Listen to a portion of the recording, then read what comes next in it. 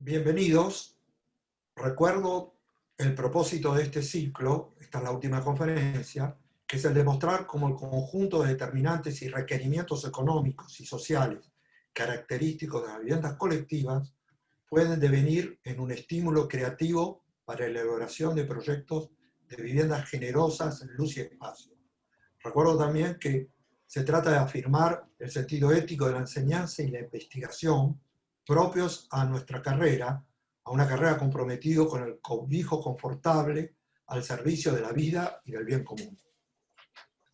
De acuerdo también el cuadro en el que tratamos de hacer esta serie de conferencias, que es salir del comentario para penetrar en el proyecto no como pensamiento abstracto, sino como operatividad concreta de invención, como proceso de creación. Recuerdo también la frase que Le Corbusier había tomado prestado a Charles Péguy, que va a guiarnos en esta serie de conferencias, que era la siguiente: habría que decir siempre lo que se ve y sobre todo, lo que es más difícil aún, ver lo que se ve. Terminar esta serie de conferencias con la conferencia de Marcelo Faiden es significativo, porque permite de encuadrarlas volviendo a la Argentina y más precisamente a la UNLAM. Yo no voy a repetir los antecedentes de Adamo y de Faiden precisamente, basta señalar entre sus numerosas realizaciones el premio del edificio de Bonpland como ganador de la obra del 2020, una obra que es considerada por ellos mismos en continuidad con su actividad de docencia e investigación. Lejos de un procedimiento proyectual abstracto, sus proyectos aparecen como parte de una metodología de prueba que promueve soluciones reales. Y para ellos la arquitectura, y repito sus palabras, consiste en la reorganización material y en la especulación intelectual sintetizadas. Es en ese sentido que inaugurar esta última conferencia, presentar esta última conferencia, el trabajo o la palabra de Marcelo Faiden es un poco redondear los propósitos de las conferencias anteriores.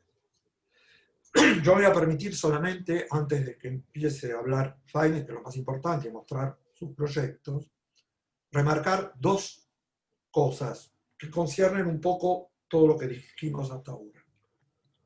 En principio, recordar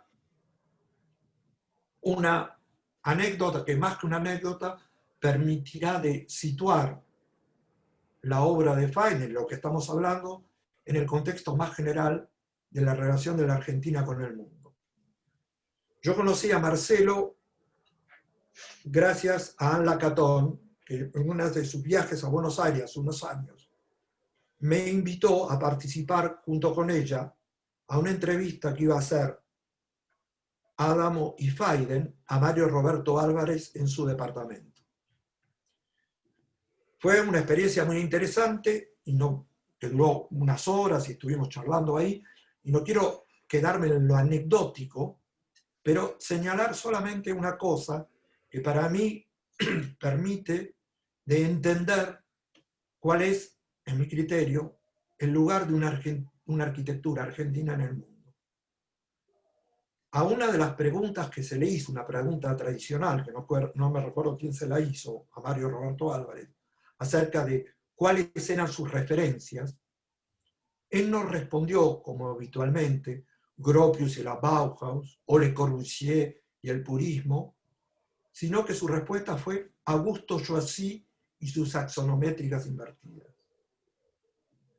De golpe, con esa respuesta, Mario Roberto Álvarez manifestó que sus referencias eran las mismas que inspiraban a Le Corbusier.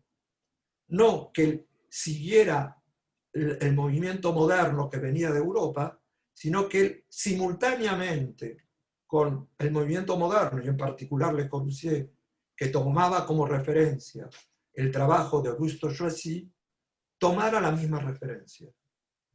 Es decir, que la particularidad de la arquitectura de Mario Roberto Álvarez, como arquitecto argentino es no un cierto pintoresco soñado o un cholulismo que sigue los movimientos de Europa, sino participar en el mismo momento, al mismo tiempo de reflexión, pero hecho desde acá. Eso me pareció un rasgo importante y es un rasgo que yo creo que en cierto modo se repite en el trabajo de Fiden, que pasa de Princeton para entrar en el UNLAM este año. Este es un primer punto que quiero señalar y que me parece importante. No se trata de seguir, sino de producir desde acá. Y la otra cuestión con la que me gustaría señalar para encuadrar lo que va a mostrar Fiden, por lo menos para lanzar algunas hipótesis, se basa en algunas reflexiones que el mismo Fiden hiciera en un reportaje que le hicieran a él. Él señaló una aparente paradoja cuando dice que nuestro entorno territorial fue sistemáticamente desmejorando estos últimos años. Y en paralelo, la arquitectura ha dado señales de una gran vitalidad. No en los proyectos institucionales, sino una red de pequeños proyectos. Esta hipótesis, esta constatación de la situación, para mí habría que tomarla en paralelo con la toma de poder en el campo político y financiero, y en lo que nos concierne el campo académico, de grandes aparatos ideológicos que, abstractos por definición, pierden el control real de las fuerzas inventivas propias al proyecto de la arquitectura. Una fuerza productiva, el proyecto arquitectónico, insumisa a las instituciones burocráticas que a veces pretenden controlarla y dominarla. Para ser más claro, en otros términos, en lugar de someterse a la abstracción de un proyecto urbano que considera la ciudad como una combinación de cajitas vistas desde afuera, el proyecto arquitectónico, considerado de adentro hacia afuera, abre a una urbanidad del espacio desde adentro hacia afuera, empezando por el interior mismo.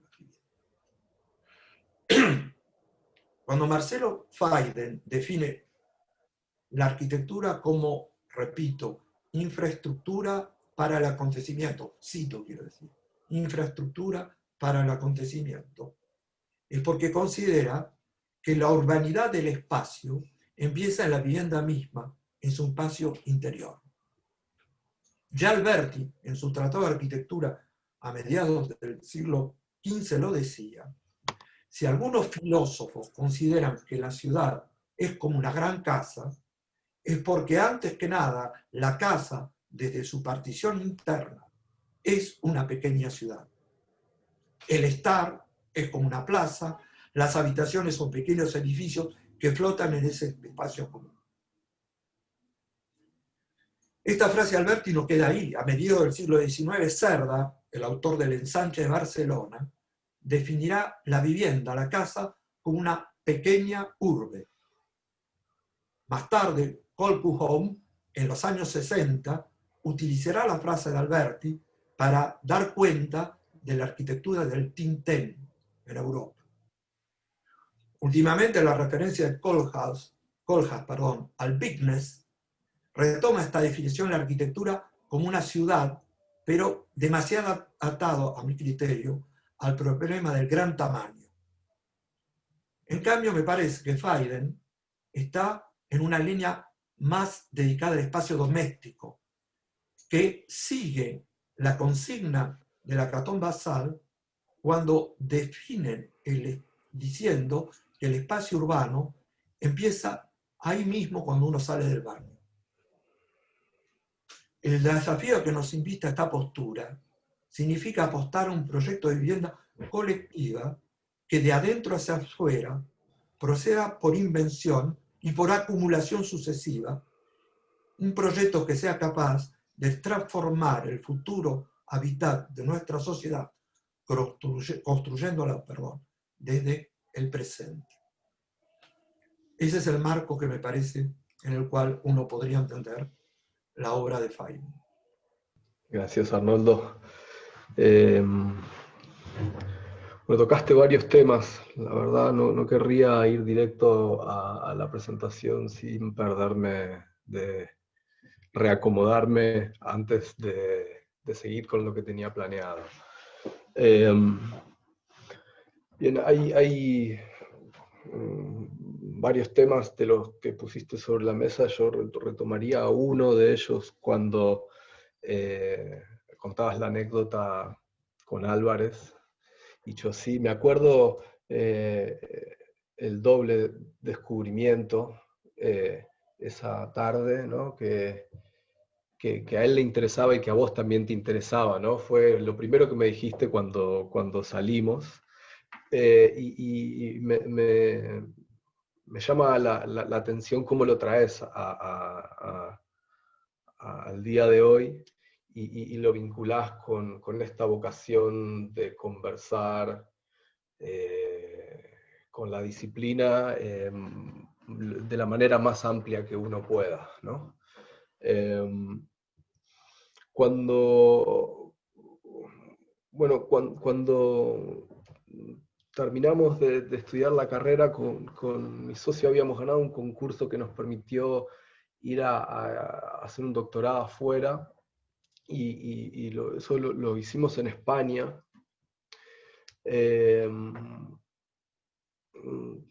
Tiempo después teníamos que decidir qué hacíamos, si empezábamos a armar nuestro estudio ahí por fuera de Argentina, o si decidíamos volver, ¿no? Y mucho tiempo fuimos y vinimos en esos 3 años, y si algo cambió fue como la concepción de la ciudad. Esa distancia sobre las cosas y ese envolverla con la mirada es para nosotros la manera de encontrar en nuestro lugar o darle a nuestro lugar una perspectiva creativa. Te diría que es en un punto, y hago toda esta parábola un poquito larga y desordenada para decir que esa es la mejor manera de ser internacional, ¿no?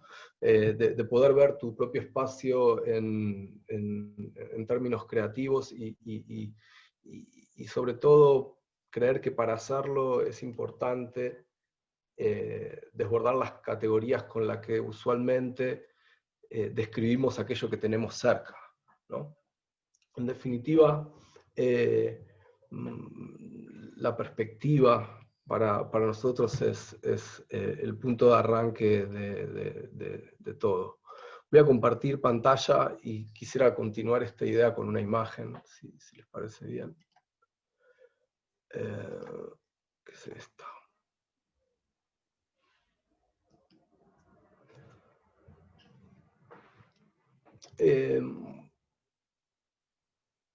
Diría que, bueno, el estudio tiene 15 años ya, o sea que puedo como ordenar los proyectos de manera completamente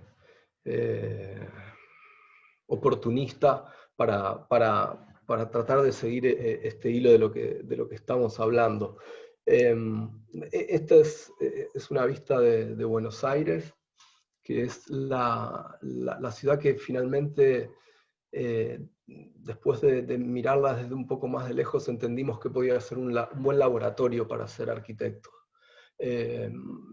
Vimos en esta ciudad, sobre todo a mí lo que me interesa de esta foto es como que podría ser una gran parte de la ciudad, no es una zona específica, ¿no? Con esa altura y esa regularidad que se puede ver acá, como en esos canales que generan las calles. Y también veíamos cuando empezamos a trabajar que había una especie de corteza superior de la cual nadie le había prestado demasiada atención todavía, ¿no? Y que esa corteza, ese lugar en el que están los tanques de agua, donde están los aire acondicionados, las membranas, y unas antenas de TV que ya no funcionan hace décadas, ¿no? Eran lugares increíbles, y que justamente desde esos lotes aéreos nos convendría empezar a llamarlos, era posible disfrutar como primero de la lejanía, ¿no? de tener cierta impunidad de lo que pasa ahí desde la calle a la vista de todos, y también estar en contacto con el único accidente geográfico que domina la ciudad, una ciudad plana, el cielo, por seguir hablando de Le Corbusier, ¿no? El cielo es el principal accidente geográfico, ¿no? Con lo cual, si nosotros tomábamos este lugar como el espacio para ensayar nuestra cabaña primitiva, no hacerla en el suelo, cabaña primitiva a lo Logier, digo, no ponerla con ramas sobre la tierra virgen, sino montarla sobre esa especie de topografía o de corteza artificial que es la ciudad, y poder construirla con materiales extremadamente ligeros, ¿no? Poder vestirnos y protegernos de todo ese entorno que no necesitamos ver porque casi se escucha, ¿no? y se siente estar en una ciudad de esa escala, y poder envolvernos en este jardín y ofrecer como espacio, casi diría fundacional, un espacio vacío, que no tiene un uso, pero que sí complementa lo que tiene por debajo. Y lo que tiene por debajo es la ciudad misma, ¿no? Está arriba de un edificio, pero es el remate de sus infraestructuras, de su pulso y sobre todo de su vocación de encontrar lugares nuevos.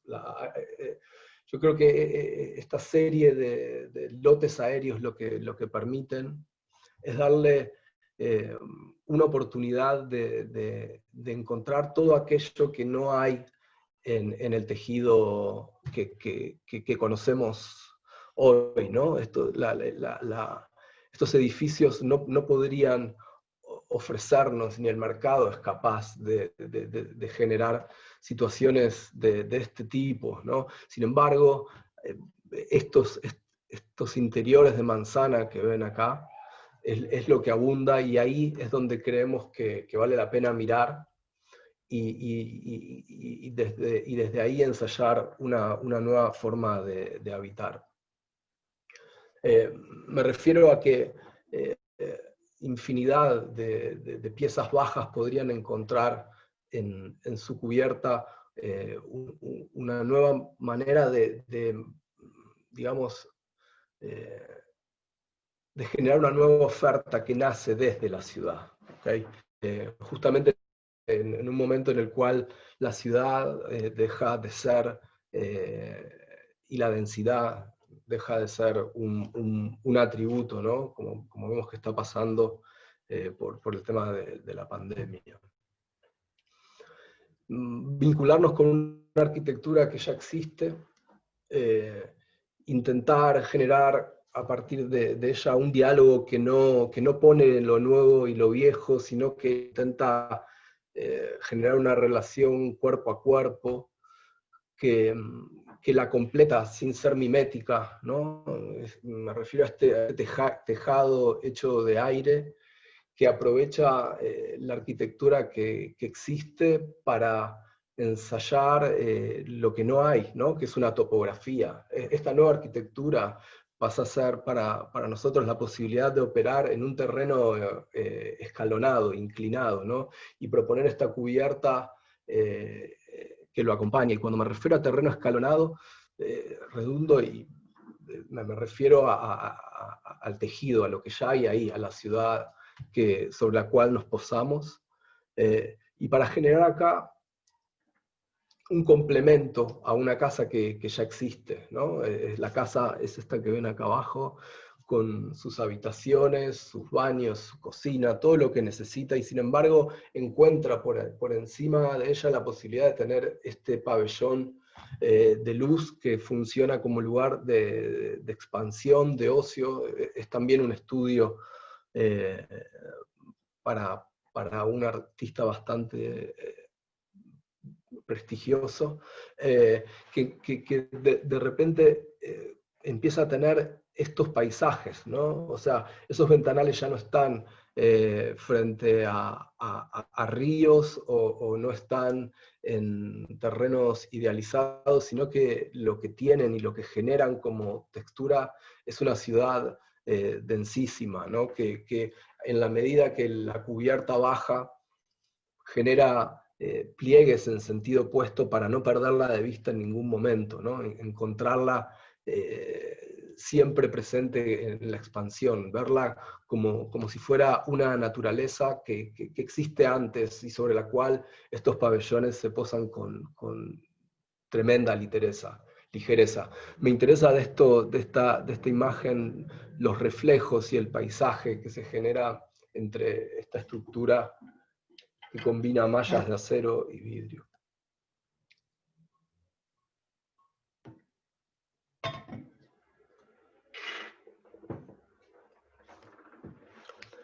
O ocupar terrazas que le cambian la melodía, ¿no? Al hecho de que nuestras cornisas no sean continuas, ¿no? Que cuando no existe esos los modos haussmannianos, porque no podría suceder nunca en una ciudad tan joven y tan violentamente dinámica. Como arquitectos, nuestra posición no sería hacer lo contrario para que sí suceda, porque creemos que la realidad está ahí para ser mirada de vuelta y entendida de manera creativa. Si nosotros transformamos esa imposibilidad y la miramos con cuidado y detectamos que en cada uno de los accidentes geométricos que existen entre las medianeras de ese espacio está el punto de partida para envolver una enorme porción de aire, y que esa porción de aire puede estar construida con materiales tan baratos o tan descartables como las medias sombras de los estacionamientos, ¿no? Pero que cuando ese lugar eh, es atravesado por el clima nuevo que genera ese dispositivo de sombra, eso ya es arquitectura para nosotros. Mirar con nuevos ojos, ya sea nuestra ciudad o un tanque de agua que al quitarle la tapa se transforma en una piscina que permite tener esta situación hedonista al extremo con lo que hay, ¿no? O mejor dicho, con lo que estaba ahí, eh, redescrito de otra forma, ¿no? Esa ciudad es la de siempre, pero con esos 5 o 10 grados menos que hay abajo de esta sombra, con el aire corriendo, y con esta especie eh, de situación difusa, ¿no? En la cual reconocemos sus rasgos más importantes, pero tampoco la queremos ver en detalle, ¿no? Porque preferimos excitar la aparición de imágenes mejoradas de lo que realmente hay. Digamos, hago todo este esfuerzo para entender que aceptando estas locaciones nuevas, es posible generar una nueva forma de estar que no la podemos encontrar ni en las casas individuales, ni las podemos encontrar en los edificios de vivienda colectiva hechos desde cero. Que estos nuevos suelos nos permiten eh, imaginar nuevas formas de estar en la ciudad que por su desencaje inicial se desencadenan casi naturalmente, pero que sin duda deberíamos quedarnos con ellos para, digamos, como redoblar nuestra apuesta, poner a punto nuestros deseos antes de de ir creciendo en escala. Para mí era importante poner estos proyectos sobre la mesa y tal vez establecer alguna relación con lo que estamos haciendo en la universidad, ¿no? Que desde el taller que llevamos adelante con Juan Campanini y Gonzalo Yerba, se llama Taller Murere, que es mutualismo residencial regenerativo. Este taller toma el territorio de las cubiertas, entendiendo que puede llegar a ser una opción que al menos matice la forma en la cual hoy crece Buenos Aires, el tejido urbano de toda Buenos Aires, ¿no? Que crece en forma exclusivamente de 2 o 3 cosas, ¿no? Que es un tejido bastante homogéneo, y de poca densidad, ¿no? Que es a forma o a fuerza de barrios cerrados, a fuerza de urbanizaciones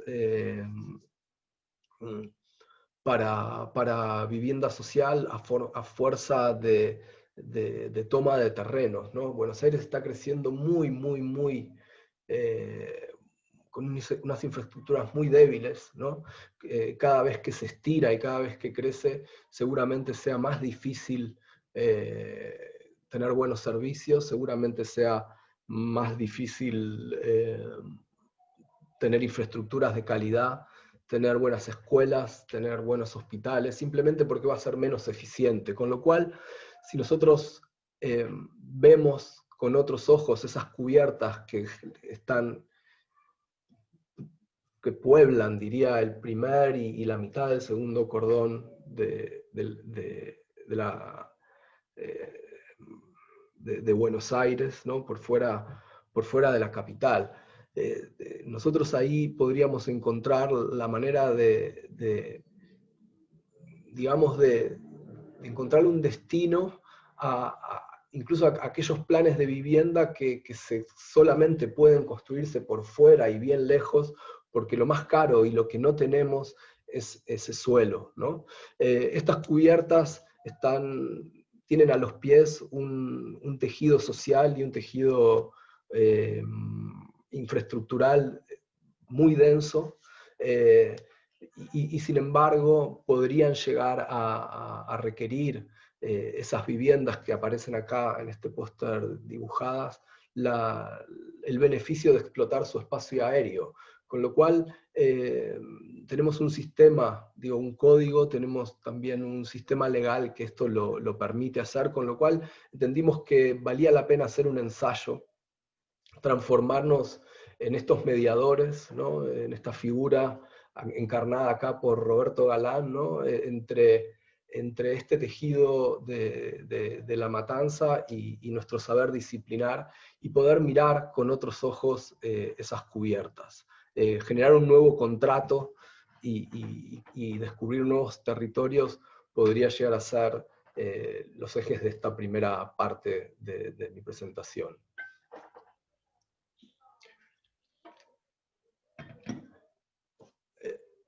Hay, además, y si quisiéramos ir como creciendo casi ordenadamente en escala, podríamos pasar de los proyectos, o describir los proyectos anteriores como aquellos que se construyen sobre arquitecturas existentes. El siguiente paso sería esta serie de pabellones que quiero mostrarles ahora, que se hacen en terrenos donde ya existía una arquitectura, con lo cual son piezas que requieren acomodarse en un suelo muy escaso, ¿no? Y probablemente esto sea lo que proporciona o lo que desencadena estas proporciones, ¿no? tan verticales, tan fuera del estándar de lo que encontrábamos. Se trata de una casa que encuentra una medianera de casi 10 metros de alto, la posibilidad de recostarse contra ella y abrirse hacia un jardín vecino, ¿no? Esta casa no se funda en un terreno virgen, ¿no? Esto transforma en vivienda colectiva una casa que ya estaba ahí, ¿no? Esta casa gira 90 grados, hace desaparecer esa medianera de la fábrica que tiene a su lado y encuentra este nuevo paisaje, ¿no? Y se eleva por sobre este suelo, ¿no? Que casas como estas retiradas hagan de sus jardines de entrada o de sus cubiertas, como mencionaba antes, o de sus patios traseros, nuevos terrenos para redoblar la escala y la apuesta por el lugar, no hace más que reforzar la urgencia del taller que estamos llevando adelante. Esta casa se eleva del suelo, construye 2 cocheras muy cerca de la calle, se transforma en marquesina de acceso. Fíjense cómo, aún siendo completamente distinta en materialidad y ligereza, es capaz de detectar en la altura de la marquesina de la casa existente el empuje que genera la nueva fachada para construir justo ahí un jardín y acompañar esa habitación y ese espacio, ¿no? a través de este nuevo filtro, ¿no? De este jardín que termina por verticalizarse y casi proponer una arquitectura que está ahí, pero que no pesa, que no arruina lo que había antes, ¿no? Que casi lo que propondría es engrosar la medianera de 10 metros que ya estaba ahí, ¿no? Y por dentro ofrecer un volumen de aire generosísimo, ¿no? Tal vez poquita superficie en planta, ¿no? Es un pabellón que tiene 10 metros por 5, pero lo que sí tiene es una enorme cantidad de aire circulando por ahí que deja que las posesiones de quienes los habitan, sus muebles, sus objetos, sean los que ocupen esa mitad inferior hasta saturarlo, hasta darle la identidad que necesita. Y de vuelta, ¿no? Poder mirar hacia afuera, hacia esas vistas escogidas del jardín vecino, a través de la vegetación a la altura del antepecho de las ventanas.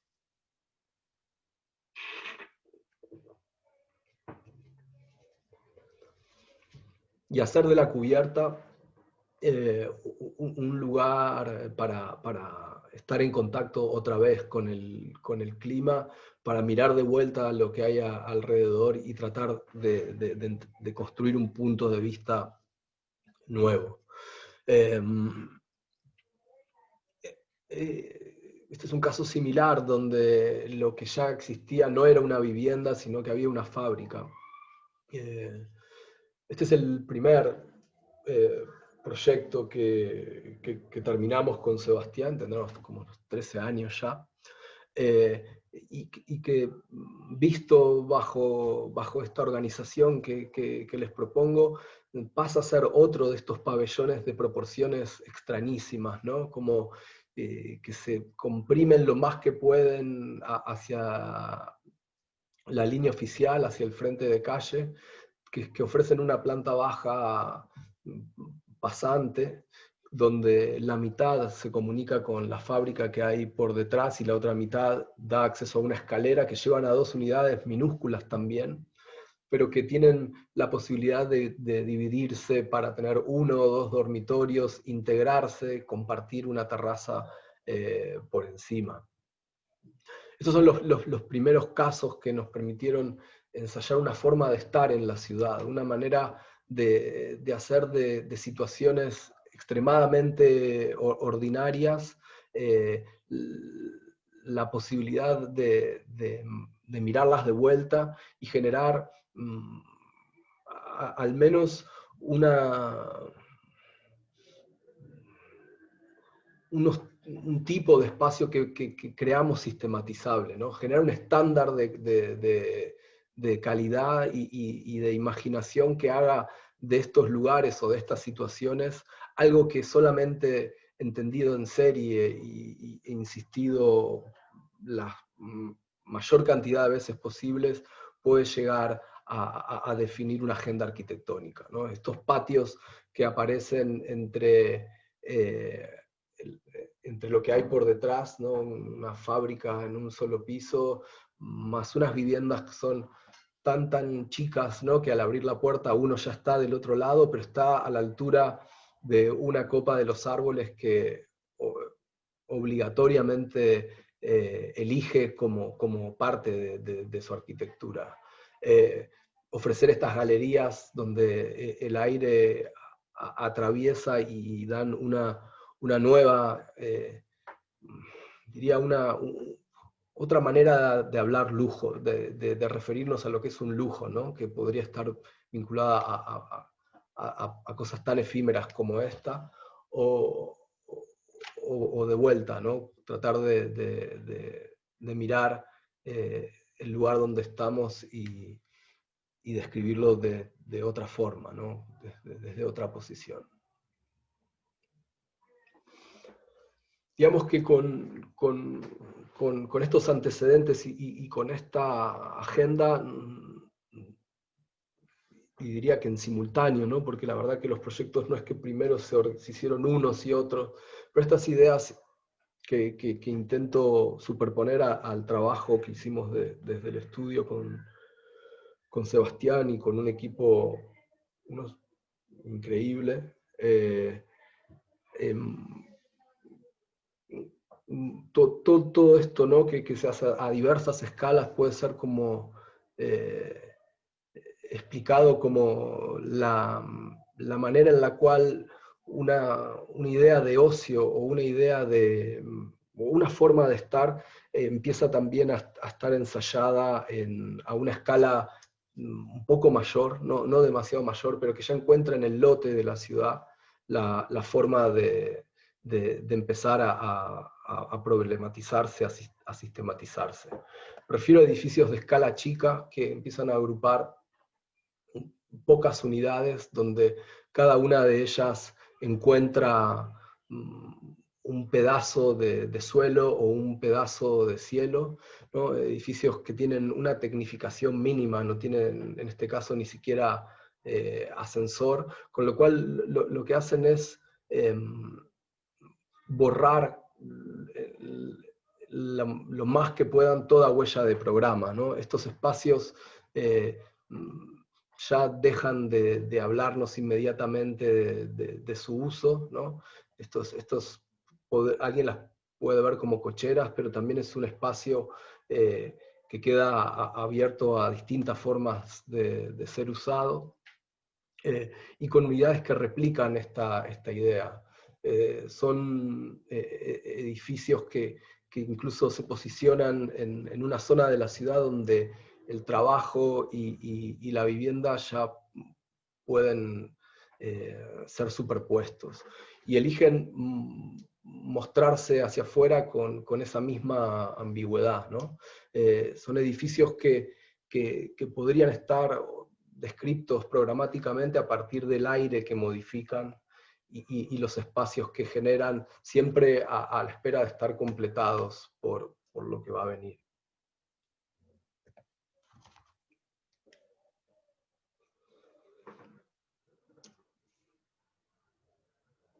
Que hacen otra vez de esa superficie un lugar para renovar el contrato con la ciudad. Que saben también insertarse dentro de un tejido diverso, ¿no? Que pueden trabajar con una materialidad completamente distinta, pero leer sus formas, entender cuándo ponerse casi en continuidad, cuándo retirarse, ¿no? Y ofrecer espacios que sean lo más abierto, pero no en cuanto a generosidad o en cuanto a tamaño. Estamos hablando de unidades muy pequeñas, pero son abiertos en el sentido de tener la menor cantidad de reglas posibles, ¿no? De resolver de otra forma los temas más ordinarios, ¿no? Como interpretar este problema que vemos en en los edificios que recién se terminan, al cual se le agregan interminables diversidad de rejas y protecciones, y hacer de eso una agenda para nuestro trabajo, ¿no? Entenderlo como la posibilidad de generar filtros que nos permitan cambiar nuestra percepción, además de cumplir con su rol más terrenal. En definitiva, se trataría de ofrecer espacios que con muy pocas variables, ¿no? Con muy pocos materiales y con muy pocos recursos intenten generar esta nueva idea de lujo, pero entendida en el placer de habitar, ¿no? De un habitar que no tiene unas reglas tan marcadas, que no necesita de lugares o de presupuestos exagerados, ¿no? Me interesa de esta imagen cómo ese tejido hace que un territorio completamente promedio de la ciudad de Buenos Aires pueda ser el marco para esta situación tremendamente feliz. No me entra otra palabra.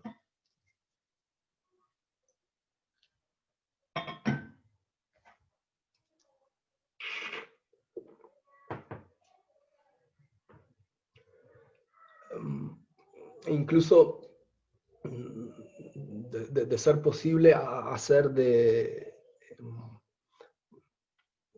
esa, ¿sí? de esa falta de certeza que es el uso y la denominación tipológica del edificio, hacer de eso un motor creativo, un estímulo creativo, como Arnoldo lo comentaba en su introducción, ¿no?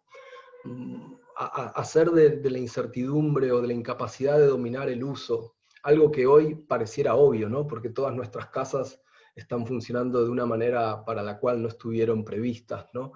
Pero si esta idea es tomada como positivamente, seguramente otros temas se vuelvan más importantes, como por ejemplo pensar con mucha más dedicación cuál es la relación que el espacio privado tiene que tener con el exterior, ¿no? Cuál es el rol que tienen que tener las expansiones, no solamente como algo que nace de afuera hacia adentro, sino de algo que media entre dos mundos y que permite generar una idea digamos, de habitante o de individuo que es capaz de ecualizar su relación con el mundo, ¿no? Que no se trata de una transparencia literal, ni se trata de protegerse, ¿no? y escaparse del mundo, sino de entender cómo ver a través de nuestra posición. Estos jardines pasan a tener una relevancia vital hoy día, pero también estos volúmenes de aire desprogramados, ¿no?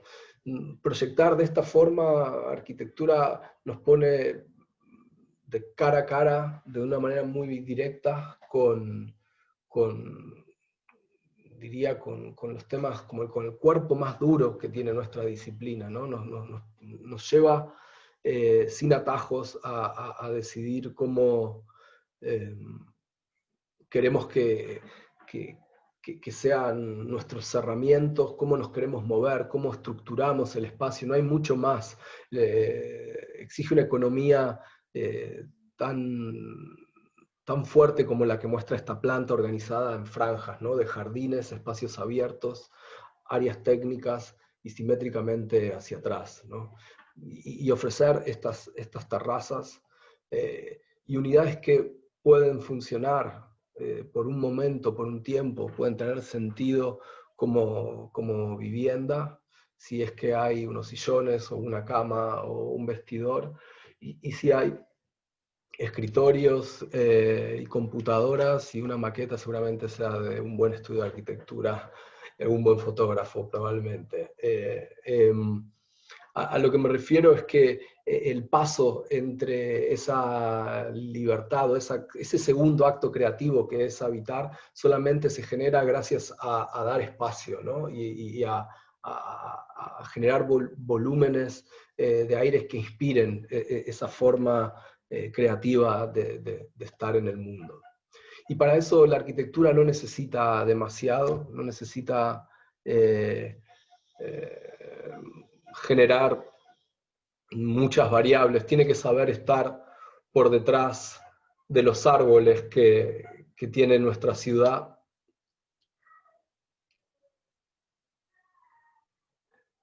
En el mejor de los casos puede ofrecer unidades que se relacionen con ella de manera directa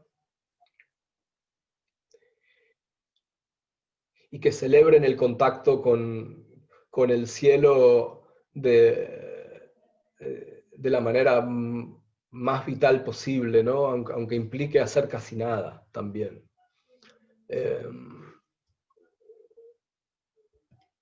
Vivir en la ciudad, pero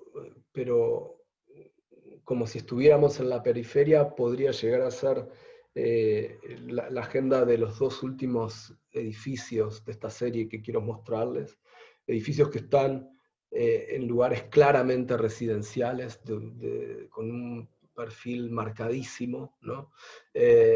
Y que sin embargo se ven sometidos a una densificación que nace de valorizar el suelo urbano, una densificación que de ninguna manera podemos, de la cual podemos afligirnos, sino diría todo lo contrario. Es una densificación que solamente la podemos celebrar en términos de su capacidad de liberar suelo natural. Si nosotros no tenemos conciencia de cómo ocupamos o cómo usamos nuestros recursos, no vamos a tener nunca herramientas para evaluar con un criterio global la densidad. Con lo cual, este lote que aparece en el centro de una plaza planteaba un desafío enorme, que era tratar de entender la forma de vivir de este lugar, ¿no? Ligado a jardines traseros, ligado a terrazas, ligado a espacios abiertos, y condensarlo todo esto en un edificio que lleva al máximo las previsiones de un código, de un código edificatorio, ¿no? Con lo cual lo que hace es tratar de imaginar qué es lo que se había pensado para ese lugar. Lo que nosotros creíamos era que podíamos ocupar todo ese volumen y al mismo tiempo seguir pensando en que lo que estamos construyendo son casas que comparten ahora un lote, ¿no? Y hay casas que tendrán entonces su jardín, las que estén en planta baja, habrá otras que tendrán sus terrazas, y seguramente este conjunto le convendrá tener al menos 3 unidades chicas que permitan que se genere otro tiempo, ¿no? Otra forma de uso, no solamente el momento de la residencia, sino superponer a este conjunto actividades de trabajo. Y para hacerlo, comprimir casi al límite, diría, ¿no? El ancho de un terreno para construir unidades pasantes que de vuelta se dividen, el suelo se divide en el cielo, pero que en ningún momento pierden esa vocación o esa idea de parecerse a las casas que tienen por alrededor. Todas ellas acceden desde este espacio común, abierto, y tienen esta conexión con la plaza que tienen enfrente, ¿no? Tiene esa tridimensionalidad, ¿no? De estar siempre en un lugar que, si bien es escaso en cuanto a metros cuadrados, diría que la parquedad de su paleta constructiva le permite poner de manifiesto temas mucho más relevantes, ¿no? Como estar en un espacio de 3 niveles con esta proporción y esta forma de atravesarse por la luz y por el clima. De quedarnos con un suelo, con un pequeño suelo de jardín, ¿no? por detrás, y entonces entender esta densidad o esta nueva posición en la ciudad con, con cierto optimismo. Yo creo que esa sería la palabra. Este edificio creo que lleva a un paso más allá la idea de compactar y hacer coincidir las casas en un edificio de vivienda colectiva.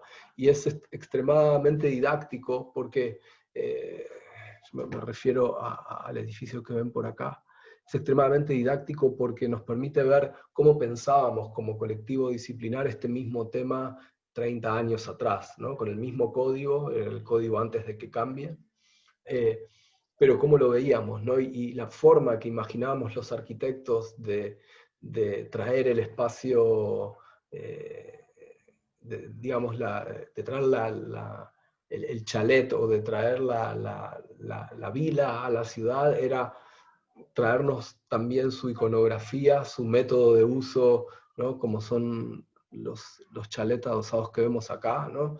Con la cochera por delante, la escalera, miniaturizar todo aquello que teníamos en abundancia por fuera y traerlo a la ciudad lo más chiquito que se pueda. Nuestro trabajo coincidía en seguir esa tradición de recuperar cualidades espaciales de la periferia, ¿no? Como los jardines, las terrazas, la generosidad espacial, pero hacerlas coincidir en artefactos mucho más densos que tienen que negociar, diría, intereses mucho más exigentes que la tipología que les mostraba anteriormente, con lo cual esa iconografía no es capaz de resistir el envase al cual se somete quien quiere agotar la edificabilidad de estos lotes, con lo cual lo que se ofrece es esa suerte de pabellón, pero que es capaz de organizar en su interior distintas formas de vivienda, ¿no?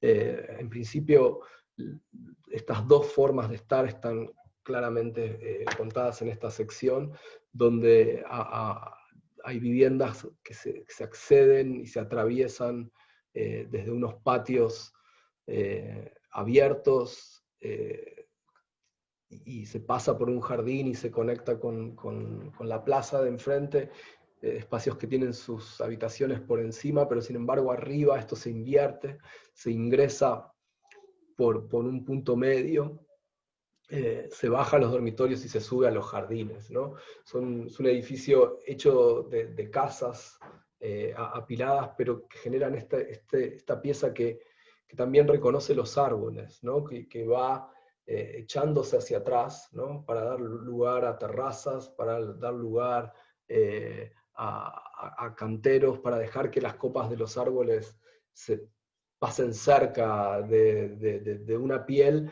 que reconoce todas esas vibraciones, pero no de manera mimética, ¿no? Que capta y modela esos reflejos y esa luz a través de unas persianas que se pueden cerrar completamente o abrir.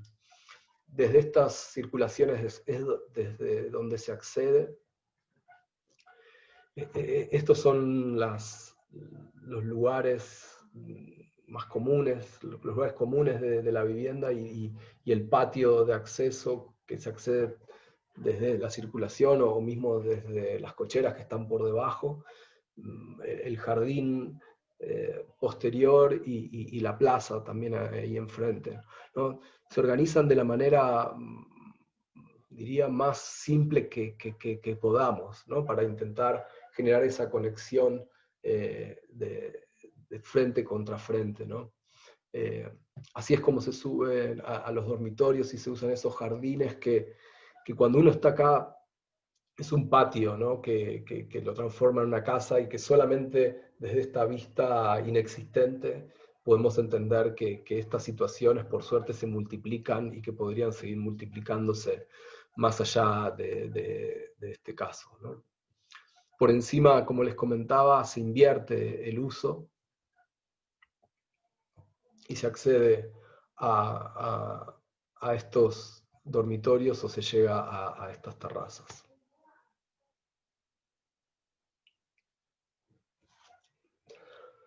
Digamos que si todo lo que vimos hasta acá podría haber tenido que ver con naturalizar la ciudad, con cargarla de nuevos usos, superponerle una idea de ocio o de cierto hedonismo, el trabajo que quiero contarles ahora pareciera ir en sentido opuesto, ¿no? Que tendría que ver con, en lugar de traer las cualidades de la periferia hacia la ciudad, que podría haber sido el esfuerzo que comparten los proyectos que les mostré hasta ahora, en este caso se trata de darle sentido urbano a la periferia, ¿no? Es como un trasvaso, les diría, inverso.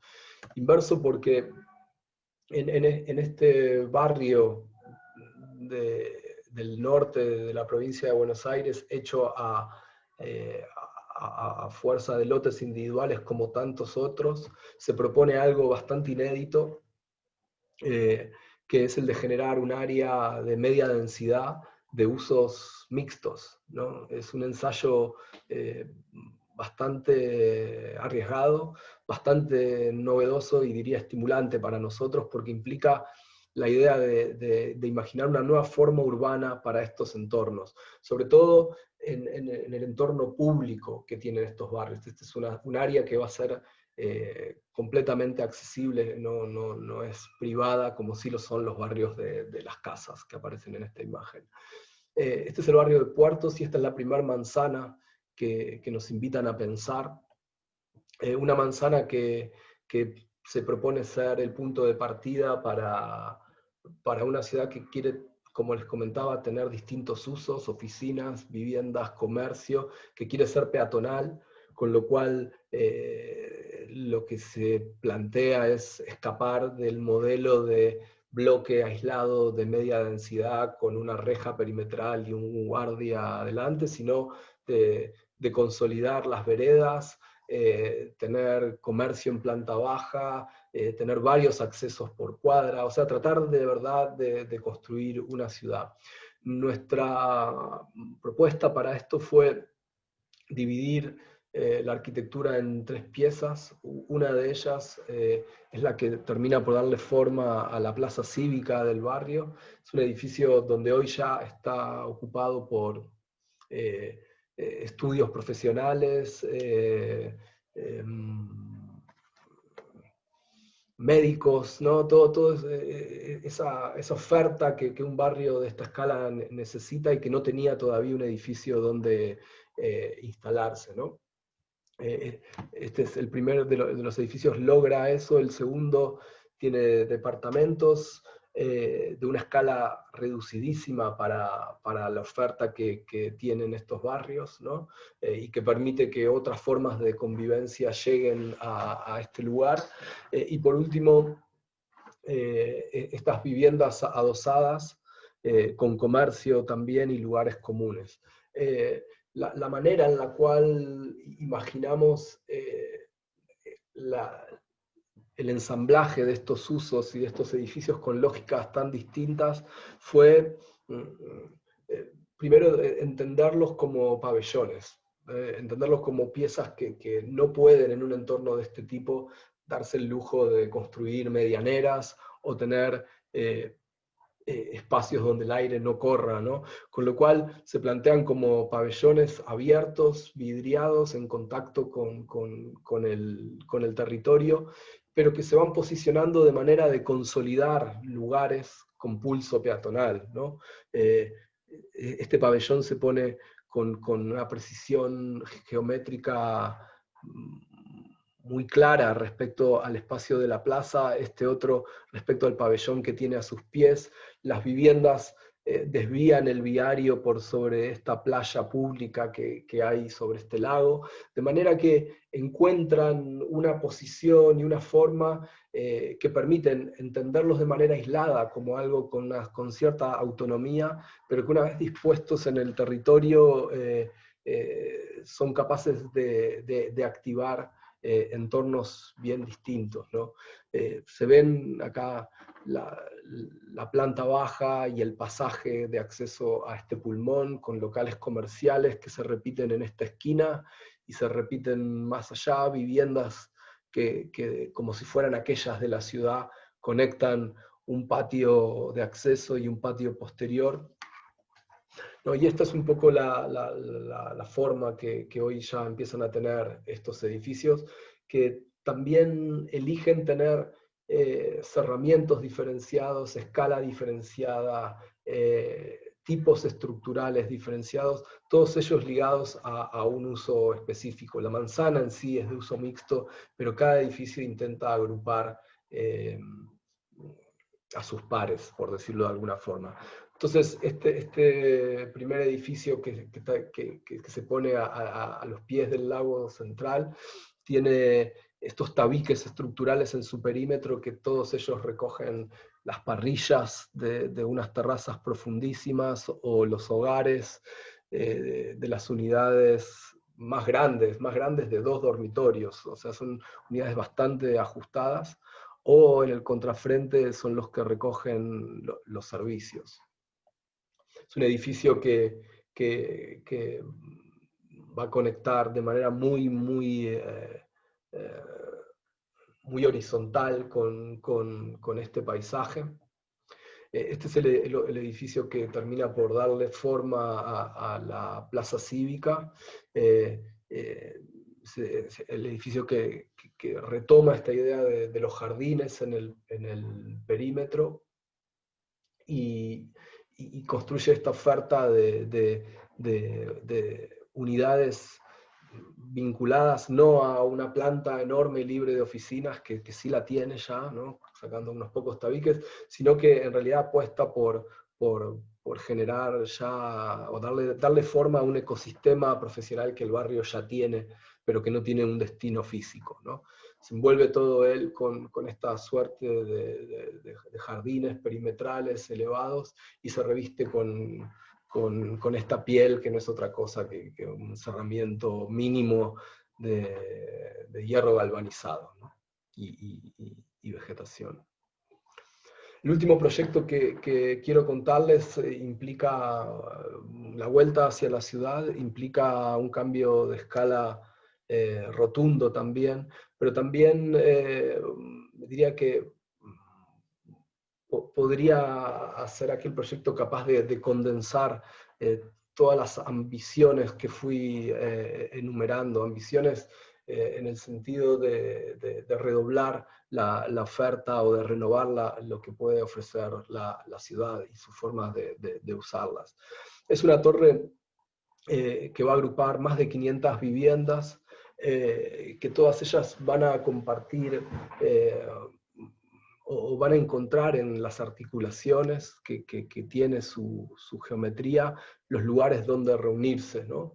Es una pieza que reconoce la escala del tejido existente de la ciudad vieja, ¿no? Pero que también encuentra, mirando hacia el río en la escala superior de los bloques de Puerto Madero, su segunda articulación, ¿no? Esta es una torre que va a ser el remate también del Parque Central, que es el que muestra este diagrama. Es una torre que va a tener a sus pies un jardín público, accesible, que vendría a ser la última lonja de tierra que conecta desde el Luna Park a la Casa de Gobierno y cada uno de los ministerios, ¿no? Es una pieza que busca reconocer en el entorno y ofrecer una forma que dé cuenta de él, ¿no? Su planta baja va a resonar tal vez más con los primeros edificios altos de la ciudad, como los de la Avenida de Mayo, ¿no? Plantas bajas comerciales con galerías que la atraviesan por completo. Desde ahí se va a acceder, desde ahí se van a complementar los comercios que, gracias a la peatonalización de Azopardo, ¿no? Estamos en Huergo y Belgrano, ¿no? En el centro de la ciudad. Azopardo acaba de peatonalizarse por el Parque Central, y la idea es seguir avanzando con esa idea y consolidando de esa forma el frente comercial también de la manzana de enfrente.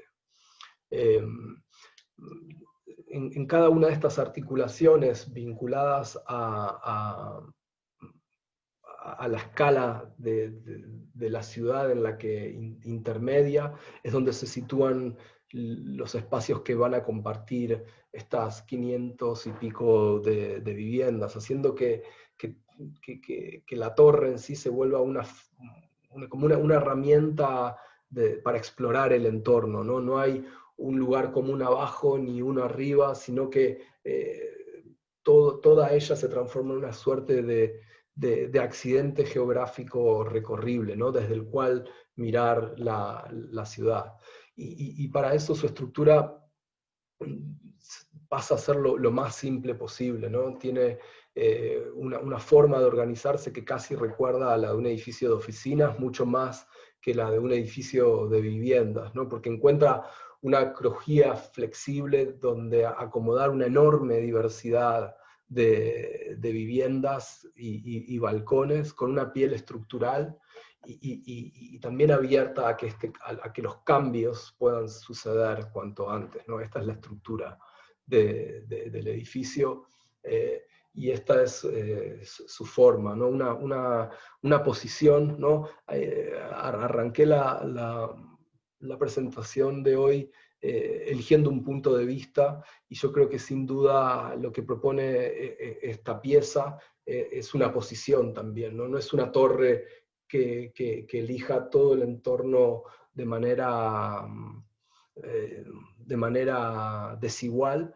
Tampoco es que por tener una posición tenga cierta moralidad sobre las cosas. Su posición no habla de lo que es bueno y de lo que es malo, sino que reconoce variables. No, toda ella se envuelve en una misma piel, genera accidentes ahí donde hay cambios de escala, da pasos atrás cuando deja pasar a sus mayores, ¿no? Se retira 9 metros y después vuela por encima de su cota para alcanzar el horizonte, para alcanzar el río de la ciudad. Yo creo que esto de mirar más allá me permite tener una coda final con esta pequeña instalación que hicimos para la última Bienal de San Pablo, donde se nos invitaba a intervenir en el Sesqui del 24 de mayo, una obra de Paulo Méndez da Rocha y MMBB. Se nos daban distintas zonas para elegir y generar acciones que lo modifiquen durante el plazo de la Bienal. Lo que nosotros hicimos con el modesto presupuesto que nos dieron fue entender que lo más importante que generaba este edificio era sobre todo la capacidad de casi por capilaridad transformar, generar un espacio público vertical, ¿no? Y que ese espacio público vertical permitía que los ciudadanos tengan conciencia de su entorno, conciencia de su lugar, que puedan ver de lejos, que puedan describirse a sí mismos en otros términos, que podría ser algo sobre lo que vengo, creo yo, insistiendo durante la presentación de hoy. Este edificio, si lo veíamos o si entendíamos que su principal capacidad era esa, creíamos que era mucho mejor operar por fuera de él. Y entonces lo que hicimos fue rentar una oficina que era la que uno ve cuando sale del ascensor en el último piso, en una de las plantas más públicas que tiene el edificio, si no la más, e intervenir en esos interiores para que lo que cambie no sea el edificio o la arquitectura en sí, en su materia, sino que sea la percepción del entorno. Era una forma de poner la atención en aquello que abunda, ¿no? En aquello que está ahí y que todavía no tiene digamos, una perspectiva poética o una nueva forma de describirse para volverse relevante. Esa unidad, que podría ser cualquier otra, tuvo una intervención que fue esta, ¿no? Unos espejos, una especie de caleidoscopio que, que si bien mataba su profundidad, como se ve, nos llamaba la atención sobre la importancia de encontrar un punto de vista que nos permita poner en relación la mayor cantidad de cosas, y que al volverlas o ponerlas juntas terminen por dar un entorno que sea mejor al que había antes. No mucho más. Gracias. Gracias, Marcelo, porque es una buena manera de terminar el ciclo.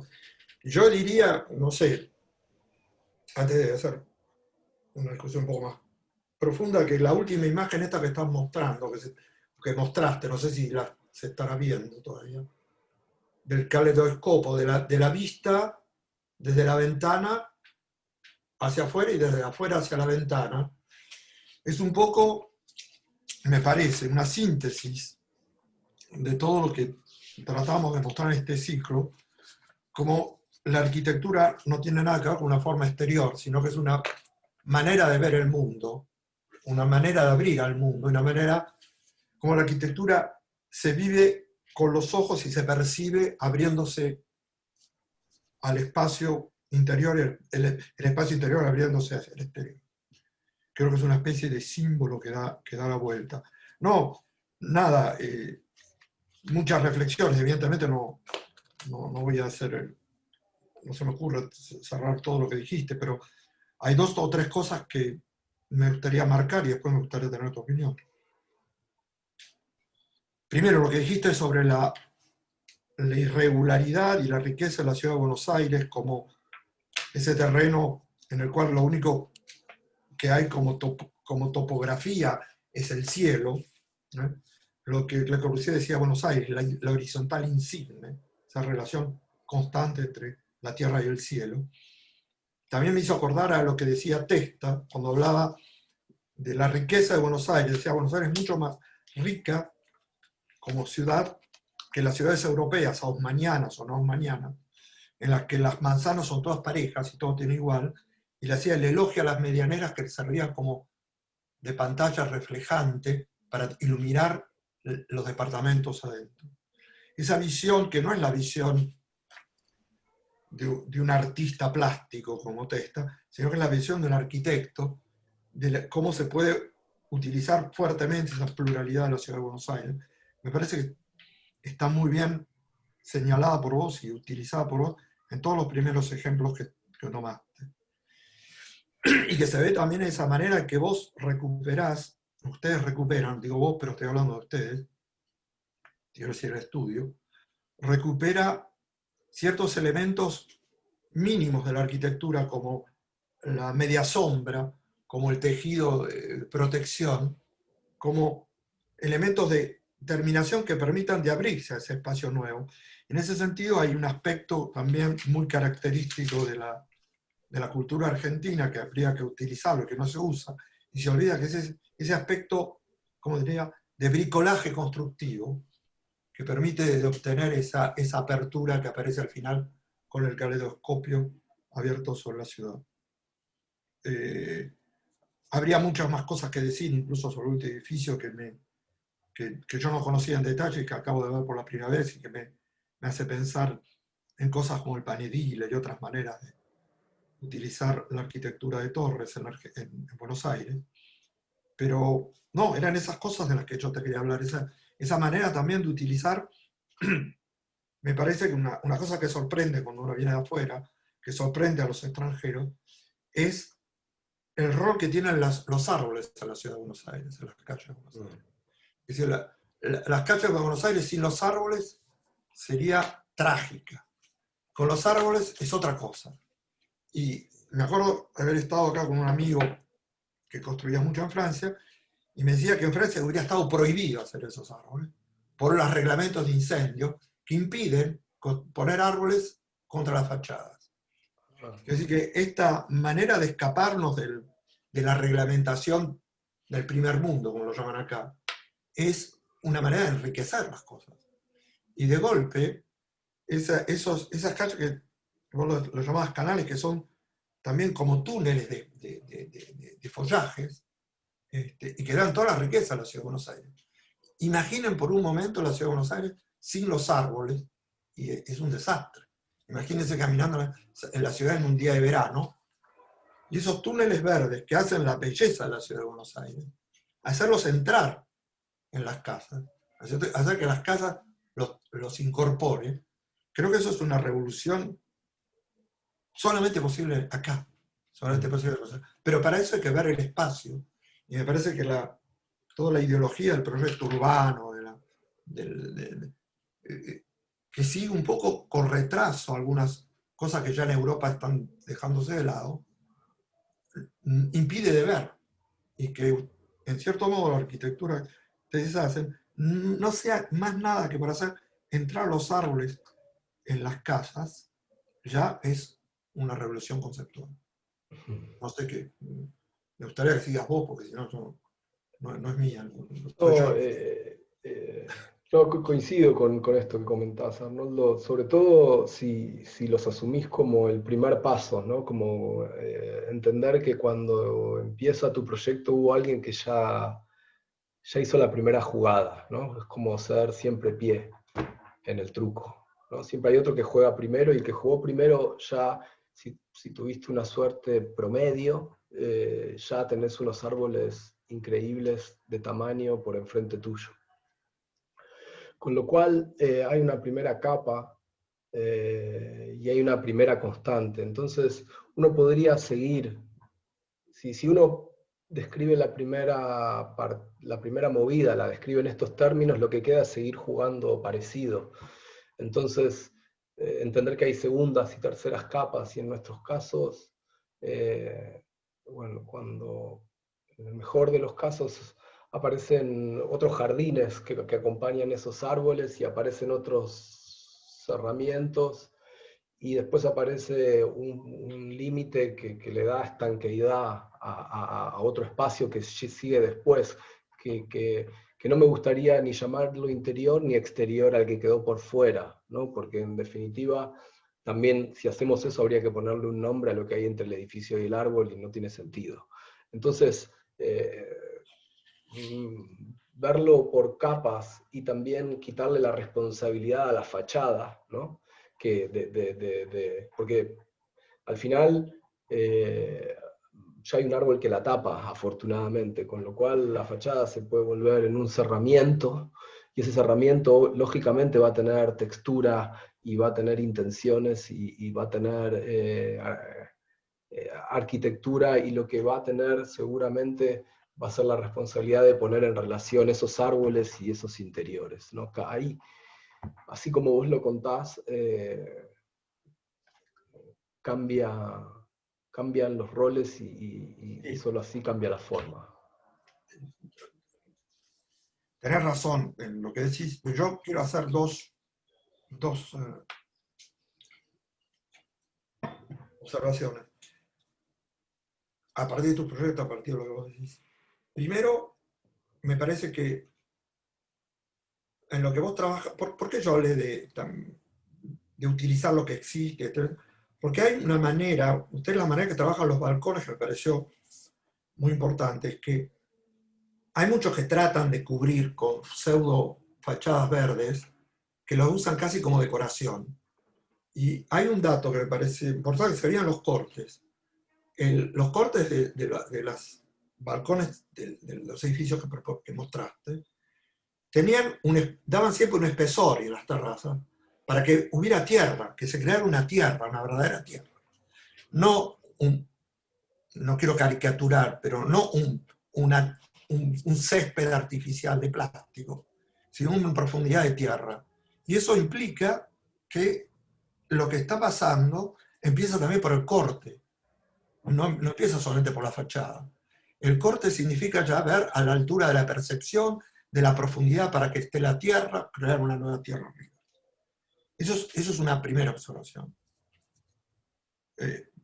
Porque si no, todo se convierte, no sé cómo decir, en una copia de estilos. Vamos a ser más transparentes, vamos a poner un poco de pasto afuera, pero no. Hay que dar también, verlo en el corte cómo pasa.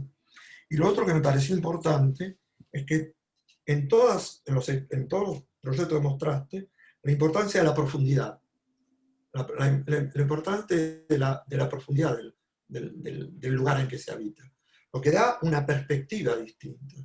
Yo estaba viendo el proyecto que mostraste, no sé nombrarlo, porque no sé, ese que era un conjunto de edificios, que lo comparabas con los chalecitos de al lado, que juntaban chalecitos.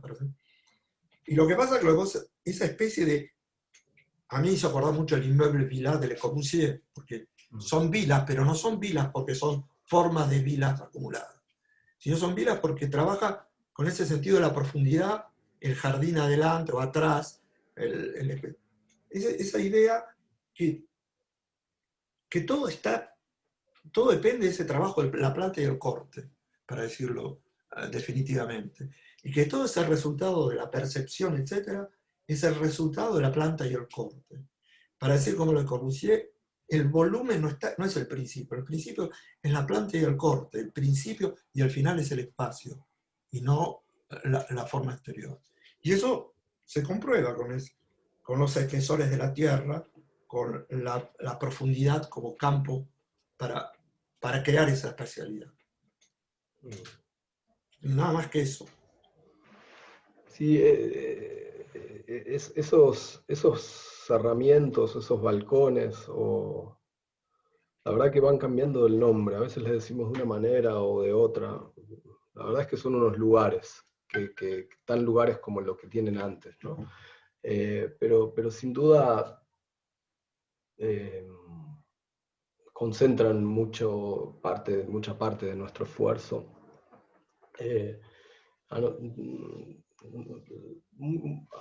A veces nos vemos tentados de verlos como una especie de nueva itinerancia o una actualización de técnicas que podrían estar vinculadas con los herramientas modernos, ¿no? Porque muchos de ellos tienen montantes, ¿no? Tienen horizontales, o sea, tiene bastante que ver con una forma de cerrar los edificios que por ahí inaugura Mies van der Rohe, ¿no? La diferencia es que, y hablo de una actualización de esas técnicas, es que el vidrio ya no está en primer plano, sino que y el cerramiento no se puede condensar en unos pocos centímetros, sino que el vidrio viaja 2 metros, 1,5 metros hacia atrás y genera un lugar nuevo. El clima no está entre un lugar y otro, sino que, como mostraba Jean-Philippe la conferencia anterior, y lógicamente y seguramente influenciado por su trabajo, construye ese clima nuevo, ¿no? Pero con esa especie de continuidad, de temática de otras arquitecturas, ¿no? Pero de vuelta puestas en relación en un lugar y en unos climas bien distintos, ¿no? Pero sin embargo refieren, creo que a esa continuidad, a ese espesor histórico, diría. Estar en la ciudad también implica formar parte de una construcción colectiva y los edificios no pueden ser ajenos a las maneras que tienen sus vecinos, con lo cual dotarlos de conciencia histórica, ¿no? También ayuda a que el tiempo los trate mejor, ¿no? Saber dónde, digamos, describir el presente de una manera que pueda sobrevivir en el tiempo no es algo casual para un arquitecto. Y, y- y posicionar a partir de esa idea nuestro trabajo en relación a un colectivo que desborda al autor y al presente por goleada, ¿no? Eso te permite generar anclajes que, que lo aten con más firmeza a su tiempo y al que no conocemos. No, muy bien. Estamos un poquito corridos con el tiempo, pero me gustaría, no sé, yo te agradezco mucho, me parece que lo que estás diciendo ahora por ahí abre nuevas perspectivas para tu trabajo también en la docencia, ahora con nosotros en la UNLAM. Bueno, no sé, todavía no, no, no. Te lo digo para, eso se verá, no, no te estoy pidiendo, eso se verá. Pero a mí lo que me parece que es, lo bueno es que podamos comenzar a enfocar todas estas cuestiones desde una posición en la que esos principios de los que estamos hablando, de que hablabas recién, cómo anclarse en el lugar, cómo tomar la complejidad del existente como un dato, no como un resultado, y cómo transformarla desde adentro. Eso sí puede ser un proyecto que puede, a partir de esto, encadenarse con otros proyectos. Y sí, sí, yo creo que sí. Te dejo la palabra final. No, la Tengo que verdad que entregar quedan 2 minutos para que nos saquen el canal. no, yo creo que Enrique debería hablar. Enrique, tenés algo. Tenés razón. Simplemente agradecer que hayan participado en estos encuentros. Eh, no tengo palabras, porque no alcanzan nunca las palabras para decir cómo agradecer.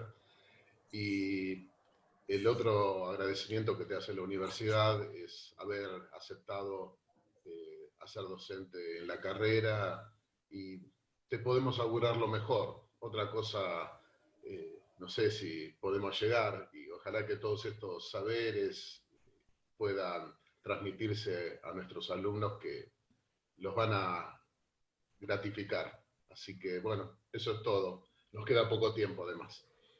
Sí, Bueno, bueno, gracias Enrique y Arnoldo por la doble invitación. Así que yo creo que ya mucho más para decir no queda. ok, eso es todo. Gracias. Gracias, Hasta luego. chao.